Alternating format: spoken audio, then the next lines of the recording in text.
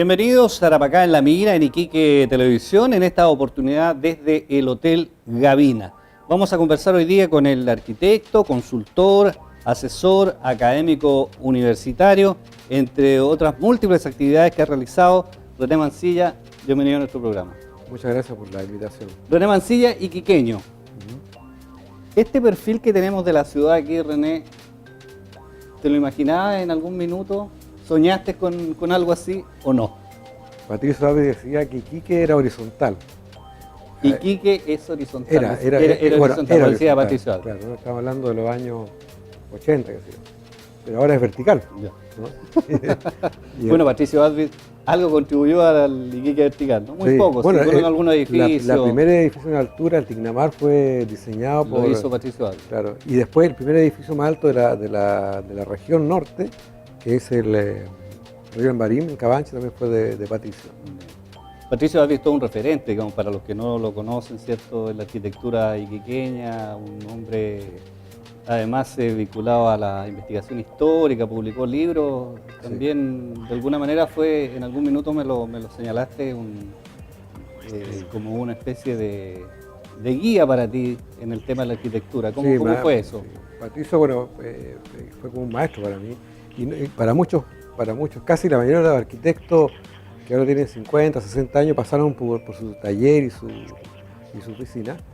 Y él fue un poco retomando a un poeta Rimbaud, eso fue un absolutamente moderno.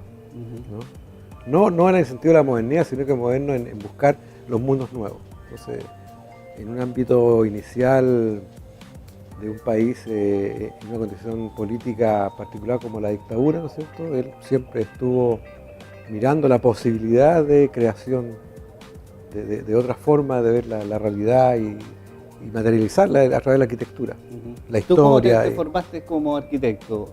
De Valparaíso, entiendo, ¿no? ¿Partiste en Valparaíso? Claro, yo bueno, saliendo del cuarto medio del Liceo de Hombres, el año 77, me fui a Valparaíso a estudiar en la Católica. Tuve la suerte de estudiar en la Católica de Valparaíso en el taller de América, que tenía como profesor a Alberto Cruz, y luego me trasladé con una conversación con Patricio de cómo digamos, continuar con el estudio, y me dijo que se está fundando una escuela en Antofagasta con la Ángela Schweitzer, que fue la Católica del Norte, y ahí me titulé, y después de ahí me fui por 5 años a México. Regresé como profesor a la Católica del Norte, volví a Iquique, hice una actividad académica en la ciudad, y después me fui a Israel, en este momento haciendo unos estudios conducentes a un doctorado en planificación física del áreas desérticas y sobre todo rurales. Oye, volvamos a esta ciudad con este perfil tan vertical, tan distinto, digamos, al Iquique de los años 60, de los años 70, y con tantos problemas también, porque cuando uno conversa con los arquitectos, ¿cierto?, se habla de la falta de espacios públicos. Lo primero que salta en la conversación, ¿cierto?, es que se construye mucho, pero que no se respeta el espacio público, no hay lugar donde la familia pueda salir a pasear, de alguna manera a hacer vida, digamos, de familia. ¿Cómo ves eso y cómo se vislumbra? Porque la ciudad va a seguir creciendo, se van a seguir construyendo muchos edificios. ¿Cómo ves ese tema? Mira, yo pienso que para poder hablar de la ciudad, yo creo que se requiere primero, no una definición, pero entender desde dónde la vamos a mirar. O sea, suponte mirar la verticalidad. Claro, uno podría mirarlo de forma perceptual, pero esa verticalidad está contenida en una forma de hacer la ciudad, en una forma económica, política, ideológica de hacer la ciudad, que es un sistema en el cual el suelo tiene un valor, más que la habitabilidad, sino que qué rentabilidad se le puede sacar al suelo. Es lo más importante. En este momento. Ya. Y eso no es la ciudad, la ciudad es más complejo que eso. Entonces, bueno, si uno pudiese hacer como una especie de, no de historia, pero sí de situar el contexto actual para poder tener una crítica a la ciudad actual, debemos pensar qué pasaba antes de la llegada del español en América, Ya. en América Latina, ¿no? Entonces, había una forma de hacer la ciudad que se ha ido un poco estirando en algunas culturas en América Latina, que tenía que ver con que las cosas tenían valor de forma excéntrica. Es decir, no había un lugar importante, sino que todos los lugares importantes, Ya. ¿no? Entonces, esa mirada holística o esa mirada, ¿no es cierto?, complementaria de los elementos que participaban en esa economía en ese momento, era que cada parte tenía la misma importancia. Ya. Entonces, cuando llega a España, a través de las leyes de India, lo primero que hace es colocar un centro, que es la plaza rodeada de los poderes. Y ese centro lo que crea es una periférica, o sea, espacios que dependen del centro. Claro. Entonces, toda esta avenida, ¿no es cierto?, en el 1400, trae la modernidad, que se llama, o sea, el desarrollo de sí mismo, ¿no es cierto? Y al colocar esa forma, que es la ciudad, una ciudad ideal que no existía, porque en ese momento Europa era una ciudad medieval, no existía la trama perfecta, ¿no es cierto?, se instala en América y destruye una manera de hacer la ciudad que era fundada en lo que era la comunidad, que era lo recíproco, que era la discusión horizontal. Es decir, lo que ahora se postula como desarrollo, antes de la ciudad occidental, ya estaba planteado en América. Entonces, por lo tanto, en estos momentos, la ciudad es una ciudad de centros, ¿no es cierto? Alto Hospicio es un producto de una centralidad de Iquique que surge periférico y que ahora es una comuna o una ciudad, pero surgió, ¿no es cierto?, a la luz de una forma de planificación que para poder subsistir requiere de una periférica excluida, dependiente, ¿no es cierto?, de los poderes, ya sea del Estado, de la Iglesia o de la política, para poder, ¿no es cierto?, estructurar la ciudad. Entonces, ¿qué le pasa al ciudadano en esta ciudad, René? Bueno, a partir de eso pierde, ¿no es cierto?, participar en su diseño. O sea, pierde participar a través de los espacios públicos, a través de la ciudadanía, ¿no es cierto?, de tener una opinión sobre la construcción.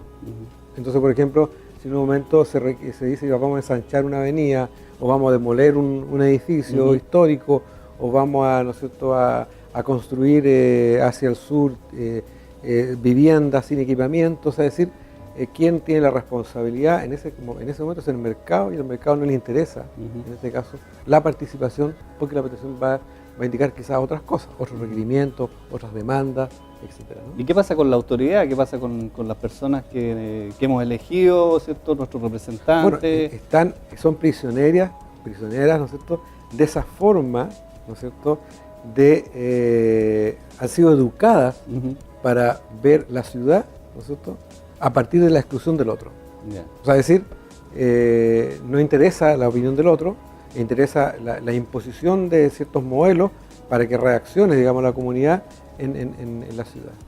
Entonces, claro, la autoridad un poco, entre comillas, es ingenua en el sentido que mira, y los planificadores miran la ciudad a partir de una visión parcelada de las cosas, ¿no es cierto?, no integrada, no mira sistémicamente, no mira relacionalmente. Es decir, si yo voy a mover una avenida o voy a construir un edificio, no mira qué pasa en su entorno, no solamente morfológico, sino que social, económico, simbólico, ¿no es cierto? ¿Y los arquitectos tienen algo que decir en esto o también están excluidos? Yo pienso que los arquitectos están también prisioneros del mercado. Entonces, esta relación con el cliente, muchas veces llega a una inmobiliaria y le encarga un edificio a un arquitecto y las leyes que manda son la inmobiliaria. O sea, tiene que usted hacerme acá tantos departamentos. Entonces, son pocos los arquitectos, yo diría, que han podido discutir de igual a igual con el mercado.